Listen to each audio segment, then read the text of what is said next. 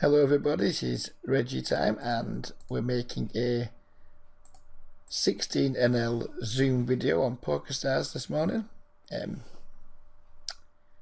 Just think about this Queen 3 before we continue with the introduction. I guess we have pretty much nothing here.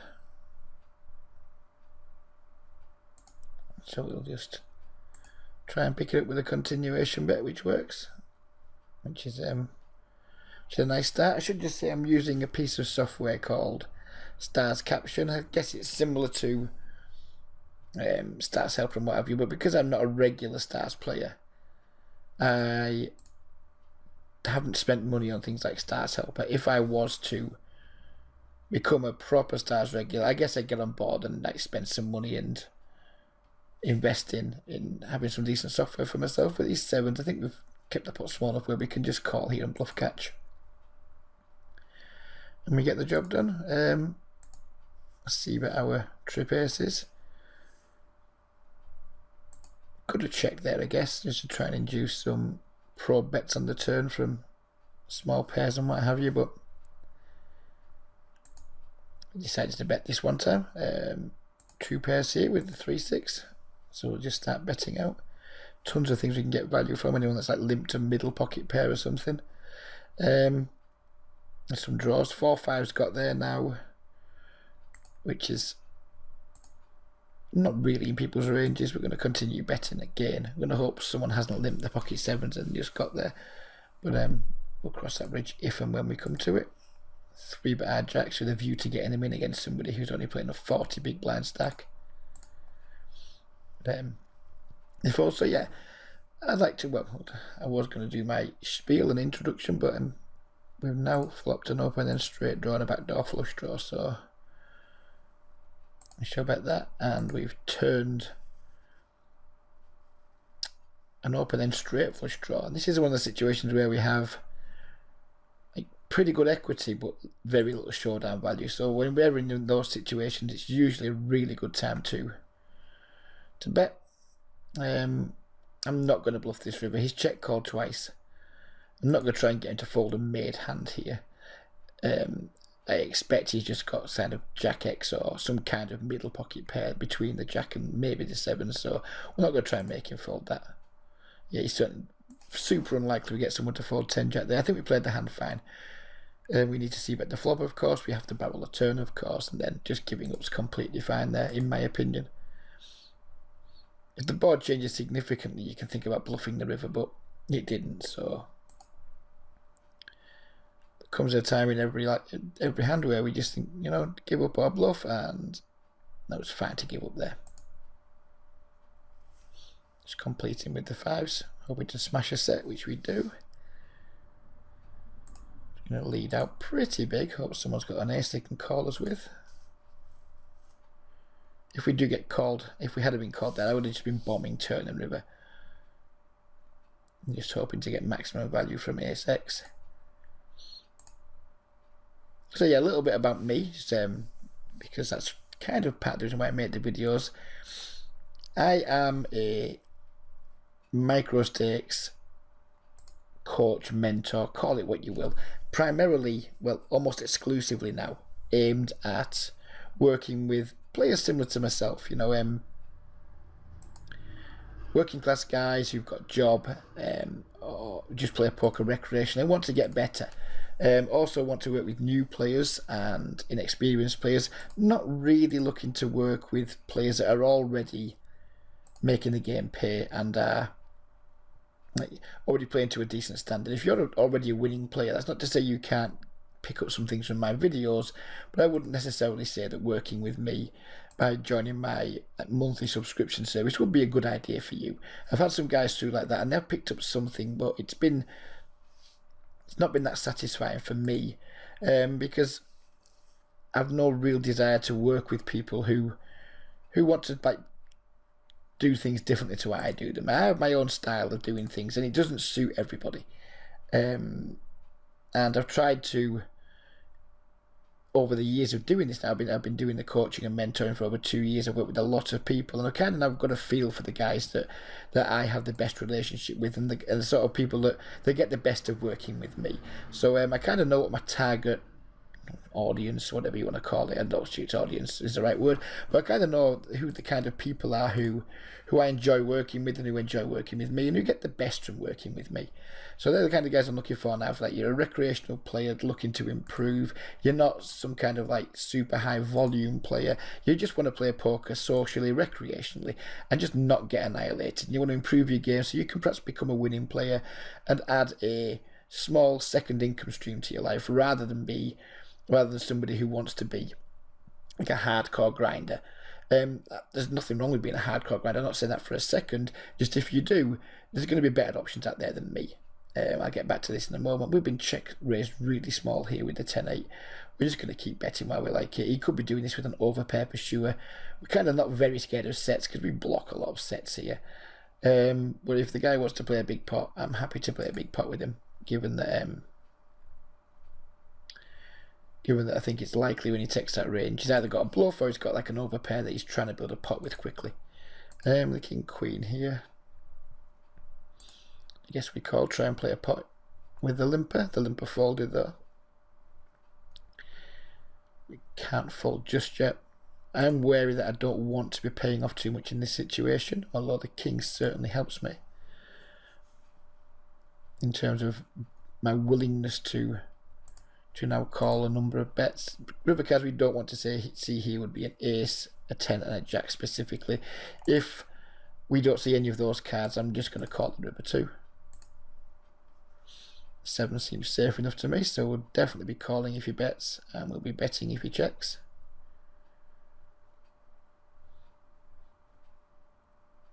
And there's plenty of things we could be beat by here, but I mean, we're just going to be way too far up in our range to ever consider folding. I mean, we could easily be beat here. There's not too many ways we can be beat, but I mean, 10 jacks the obvious way, 3 9s, 3 3s, they would be the most likely ways it would beat here. It's a big bet, it's triple barreled. I suspect he's definitely value betting here, but we're ahead of some of his value range, so we have to call. And he just decided to try and turn 2/6 into a bluff, which is interesting because that wasn't a hand that I even considered that he could have there. So yeah, we'll take that. We're flopping well today, which is always good when we're making a video. We've been 3-bet. We're out of position with ace queen off. For me, this is just a fold.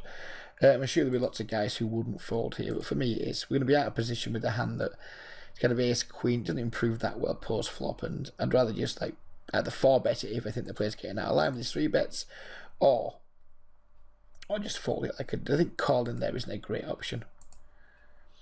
Call with my pair and my flush draw. I don't see any reason to raise there. When somebody c-bets into 2 people,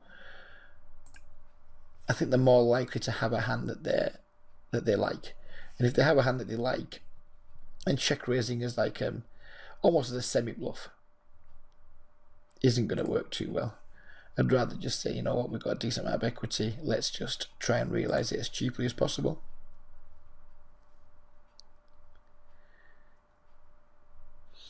Quite interesting on the turn here now, because it's likely we have what, 2 8s, possibly 3 10s, and then 9 flush outs. So we could have up to 15 outs here. Not all of them are clean, but I think we have the price to call. 15 outs is what, 30%. We have more than a good price to call, so we just have to call here and just hope to hit, basically. And we do.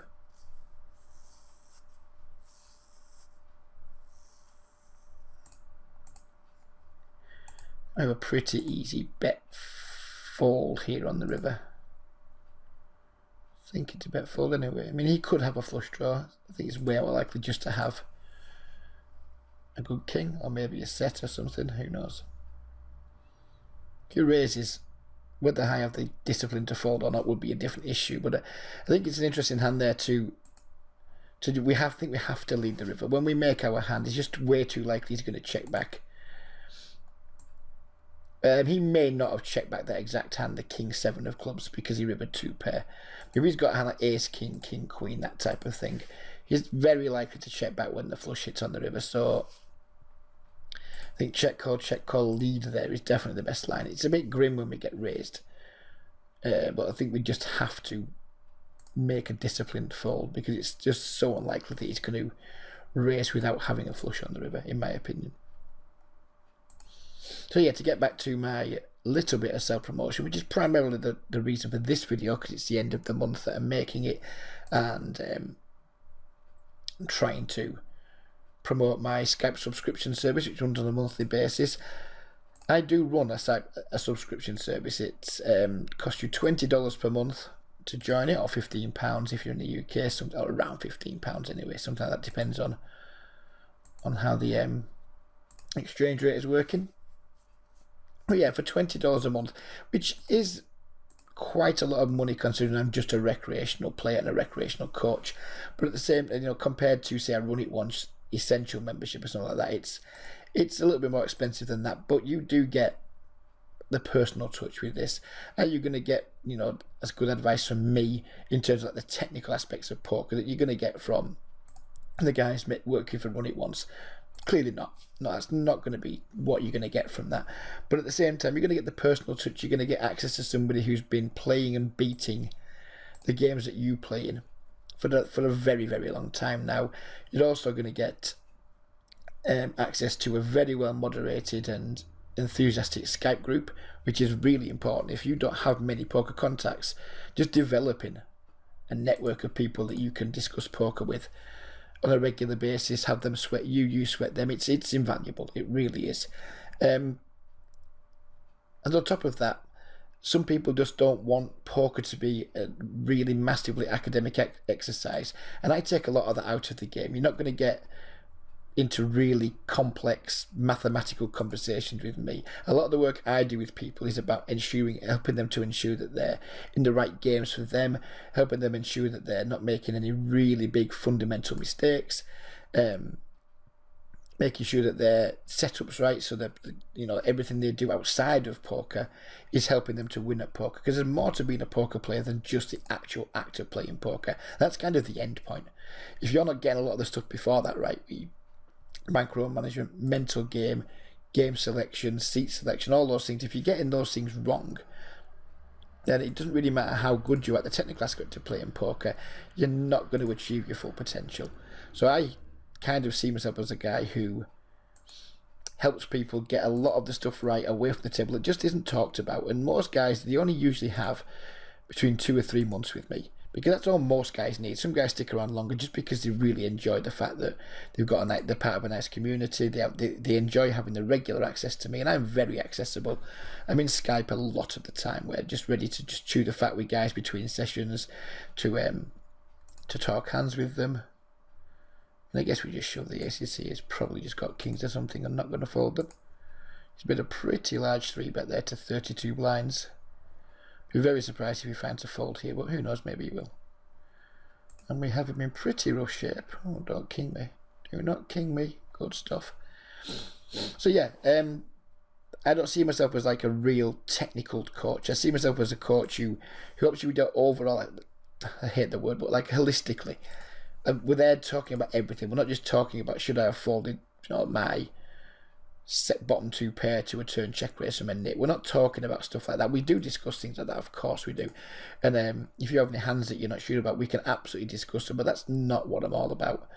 I'm about everything. I'm about the whole act of being a winning recreational poker player in the modern poker game, and the different ways there is to go about it. There's lots of different ways. I mean, if you read the forums, most of them are talking about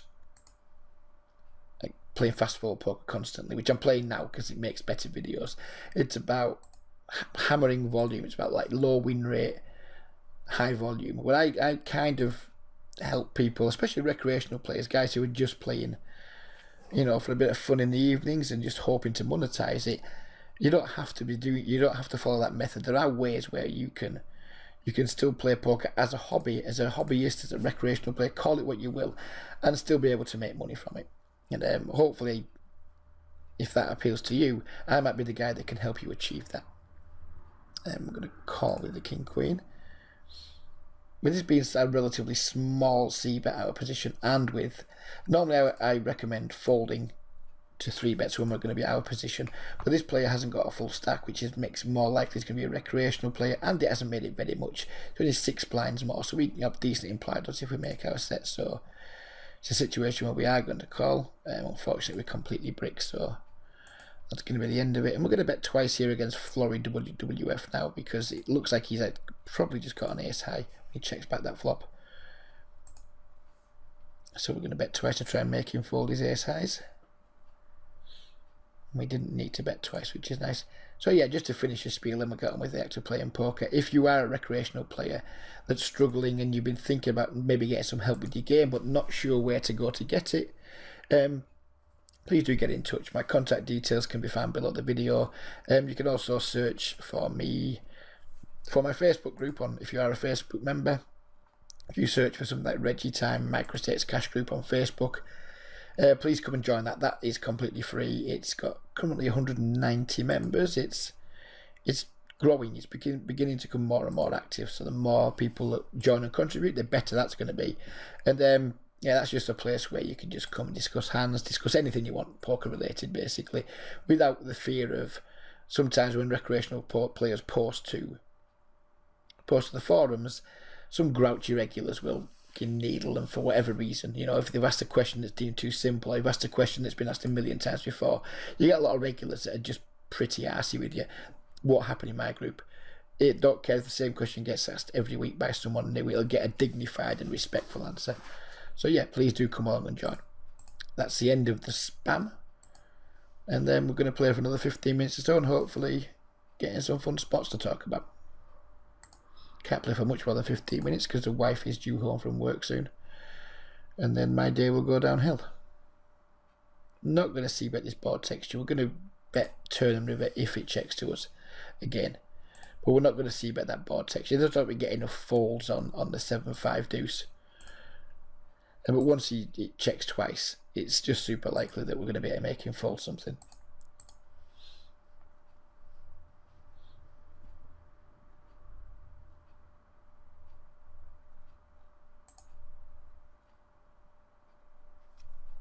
Again, we've been squeezed and we only have the ace queen. We could 4-bet as a bluff here, but I just don't think we need to in these games. You'll see lots of people saying here 4-bet as a bluff, 4-bet as this, 4-bet as that, and I just think we're increasing variance with like a very marginal spot. You know, that yeah, we can possibly make money with a 4-bet there, or by defending our ace queen. But the problem with a lot of that is that yeah, theoretically, and it's correct to defend there, you know, some of the time. But that's assuming that we're going to play really well for the rest of the hand on a regular basis, and unfortunately we're human beings and we just don't do that. And I'll touch more on that subject in a minute, because I think it's quite an important subject that is misunderstood by quite a lot of players. I think we could be beat here by John, whatever it's called. I wouldn't be surprised if he's just got a better queen than us here and he's just taking this line. He could have pocket jacks and play this way too, that we may be missing some value from. If we had ace queen or king queen here, I think I'd maybe think about value betting, but I'm going to check back. And we were beat by the queen ace. There's no surprise there. You see that a lot in these games. There's quite a lot of like weak type regulars that will see bet top pair, top kicker, and then just go into bluff catch mode. And I've learned the hard way that thin value with one pair out of position in that exact spot doesn't always work out too well. And I like thin value, but not when like somebody who's probably going to be tight, who's got probably got like a strong range, c-bet flop, check call turn. They've usually got a decent hand, and top pair, moderate kicker probably isn't going to get the job done, and they have no intention of folding there. He's not checking to fold there. He's just checking to call for sure. So I think we played the hand well. I think the call pre-flop's fine. I think the float's fine. The turn bet's fine for value from hands that are slightly worse than Queen X, and then the check back on the river's obviously fine. But yeah, to touch back on the... Oh god, I can't remember what the bloody hell the point I was making was now. That's annoying. Yes, that was it, sorry. When we get 3-bet with marginal hands, I prefer to just fold them. The mental game issues that go alongside constantly like defending pre-flop and like 4-betting and what have you. And this is going to sound really fishy to a lot of the hardcore regulars. These are the guys I'm appealing to. We've already discussed that at the start of the video.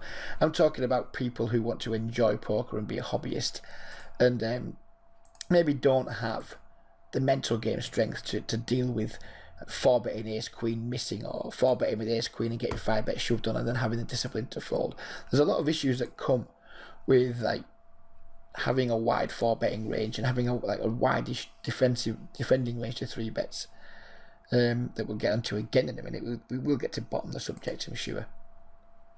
We're not going to fold the 9s to the small 3-bet. I'm going to start with a check call.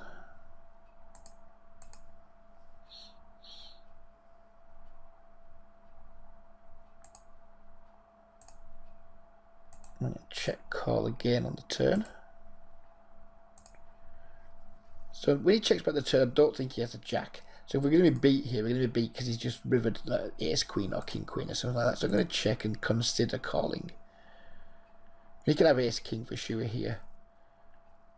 Well, he just like bombs the river. This doesn't make a huge amount of sense here.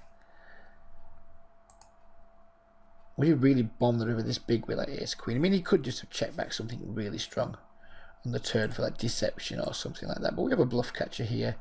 Let's try to figure out what bluffs he can have. I guess he can have some spades, some straight draws that have missed, but would he 3-bet them pre-flop?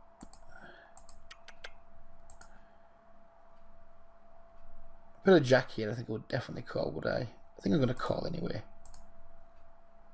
And he did have the ace-queen, which is a bit unfortunate for us. But never mind. I don't like paying off like pot-sized river bets. But when I don't think he's, when you think of his like what's his range for doing this for value,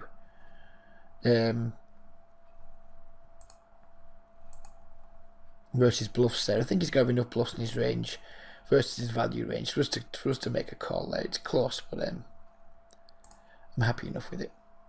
We've been limit shoved on with the 8-6, so that's going to go in the bin.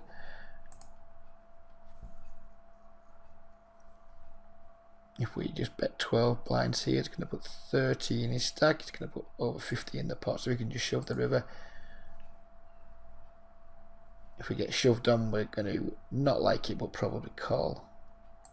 So yeah, just to finish the point off with the defending too wide to 3-bets, and not necessarily ace-queen, just in general, is that in the micro stakes, people's 3-betting range is generally going to be linear, depolarized, call it what you will. For you guys who don't know what that means, it basically means they're not going to have too many bluffs in the 3-betting range. It's typically going to be all like the super premium stuff like aces, kings, queens, jacks, ace, king, and then some of the like other good stuff. It's going to be not very much like polarized range would be, for example, aces, kings, queens, then 7 deuce, something like that, but obviously larger, wider range than that. But that kind of thing, they're going to either have like really strong hands or some complete bluffs in the range. That's what a polarized range is. Whereas I think in these games, I've tended to notice people don't have a polarized 3-betting range. They very much have a linear 3-betting range, which means they're just 3-betting good stuff pretty much all of the time. So whereas ace queen does okay against their good stuff, and whereas like pocket 8s and things, you know, all the marginal stuff, ace jack, ace queen, ace 10, king queen, pocket 9s, pocket 8s, pocket 10s, that type of thing, well, it does okay. It's going to put you in lots and lots of tough spots that you're capable of coping with on an individual hand by hand basis, and which on a mental basis you're capable of dealing with one by one. But over the course of like a long session or a long month or whatever, that kind of pressure, especially if you end up being on the wrong side of some big pots or what have you, that mental game pressure can build up and you can start playing really badly in those spots. And I don't think it's, in my opinion, a huge mistake to have like a very tight range for continuing when 3-betting these games. Are you missing out on some EVs, some plus EV spots? Probably are some of the time. But you're also missing out on some, you're also avoiding some like reverse implied on spots too. Some spots where you make a very expensive second best hand. So overall, I don't think it's going to have a very detrimental effect on your win rate at all to be very tight when facing 3-bets to play, and by very tight I do mean very tight, by playing incredibly tightly, having like a 4 to 3-bet start of like more than 70%. I don't think it's going to hurt you at all to have that in the long term. And in a lot of ways, it's going to be much better than defending way too wide. Like, I don't know if you're defending every single it should have been a raise with the king 9. If you're defending too wide to 3-bets against a depolarized range or linear range, you're going to get yourself in way more shit spots than you are good spots. So I don't think it's the worst thing in the world to avoid that. And as you become better at poker, maybe you can look into starting to play more of those hands. But if you're a losing player now currently, or maybe a break-even player, or just someone who's not doing that great, I think finding folds in marginal spots is probably going to be better for you in the short term than finding too many calls. So that's all I wanted to talk about with that, really. Would defending ace-queen be absolutely fine by 4-betting or calling the 3-bet? Yes. No problem with it whatsoever. But there comes a point where it's not fine, and that it could be then if you're not very good post-flop, if you're going to be playing somebody who's perhaps better than you at the moment, and they've got the initiative and they've got a stronger range than you, it's usually a good spot to try and find some folds until you improve yourself and just kind of only defend the top of your range. You might end up making more folds than you would ideally want to make. But that's just a short-term thing. That's not something we're going to be doing forever and a day. It's just a short-term thing until you're better at the game, until you're more confident in the game. So that's kind of what I want to touch on there, because I know lots of guys won't like that. They will think I've given bad advice there, but I've worked with enough players who struggle in spots like that, and the best advice that I've always found giving them in the short term is just fold more. Just fold more, just concede some equity in some really small pots, because there'll be tons of chances for you to get money in good. Microstakes poker isn't so dead yet that we can't just effectively play a very tight, value-orientated game without getting too out of line. It's not there just yet. We can definitely still play a pretty tight style and get the job done, which again is a point of view that's contested by some regulars. But I'm a nit basically, and I still win in the games I choose to play in. I'm a nit, and I'm my stats, if anyone's got stats on me, they will demonstrate that, but it still doesn't stop me, making money month after month after month. Am I the best player? Not even close. But do I do a lot of the other stuff right that others don't? So to protect my mental game and to make sure that I'm doing a lot of things right away from the table in terms of getting in the right games and getting in the right mindset to play and not playing when I'm not in the right mindset. Do I get a lot of that stuff right more than others?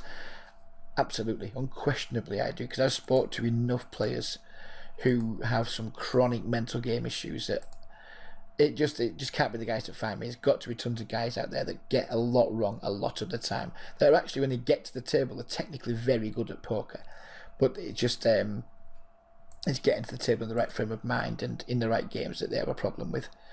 We could 4-bet our queens here for sure. In fact, I think we probably should.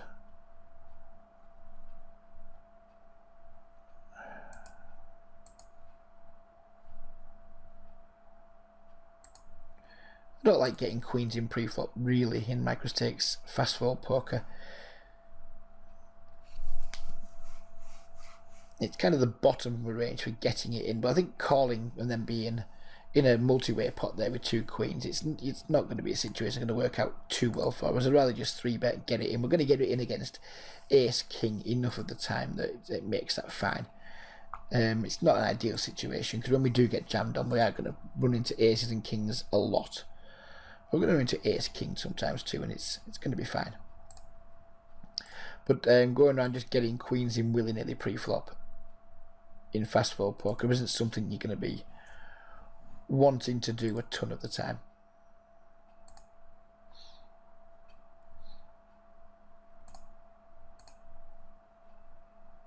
Yeah, we are about done now though, because the wife is going to be home from work any minute now, so we're just going to play around to our blinds here.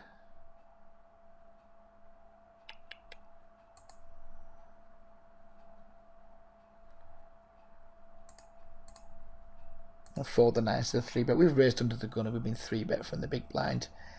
It's not a situation where his range is going to be particularly weak. It's going to have a strong range. If we were a bit deeper, we can consider calling. But when he doesn't have a full stack, we're getting like 10 to 1 implied odds. For me, that's not enough implied odds to justify set mining. He shouldn't have too much King X in his small blind defending range, and the fact the 6 has come on the turn means his pocket 6s probably doesn't have them too often. They can have lots of draws and things, so we're going to make another thin value bet here. We get instantly check min raised, which is pretty damn fishy. But we're just going to fold, I think. I guess we can try and hit trips, but no. Just going to fold there. That might seem pretty damn weak, but I just can't imagine he's got too many hands that Jack 9 is doing okay against in his range there. If it was that call that bet and then you guarantee you're going to get a free showdown, of course you would call. But he's check min raised a turn, you're almost certain that the river bomb's going to come. And I couldn't call the river bomb. So if I have no intention of calling the river, I may as well just fold the turn, because calling hoping it checks through on the rivers, it's just super unlikely to happen.